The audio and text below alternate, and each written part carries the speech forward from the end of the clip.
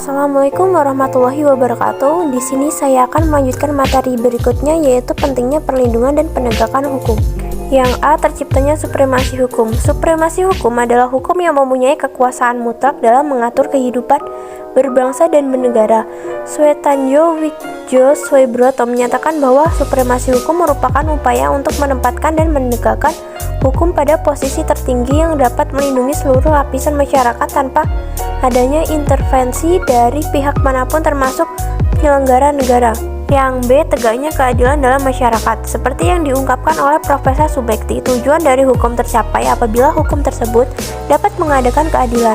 Profesor Subekti menambahkan bahwa keadilan tersebut digambarkan sebagai sebuah kondisi keseimbangan yang membawa ketentraman dalam hati setiap orang yang apabila terusik atau dilanggar dapat menimbulkan goncangan atau kegelisahan.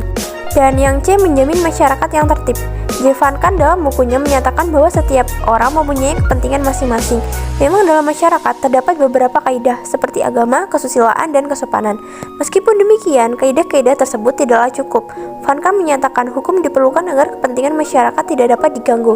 Di sisi lain, menurut Soeharjono Soekanto, perlindungan dan penegakan hukum tidak serta-merta terjadi. Dan yang terakhir, jumlah faktor yang mempengaruhi perlindungan dan penegakan hukum. Yang pertama, hukum. Unsur-unsur dalam hukum antara lain perundang-undangan, traktat, dan jurisprudensi idealnya tidak bertentangan. Selain itu, bahasa yang dipergunakan harus jelas, sederhana, dan tepat. Yang kedua, penegakan hukum. Para penegak hukum, yakni pihak-pihak ini harus menjalankan tugasnya dengan baik sesuai dengan peraturan atau perundang-undangan yang mengatur. Yang ketiga, sarana atau fasilitas yang mendukung penegakan hukum tersebut antara lain sumber daya manusia, organisasi peralatan, dan keuangan. Yang keempat, masyarakat, yakni faktor lingkungan di mana hukum tersebut diberlakukan atau diterapkan.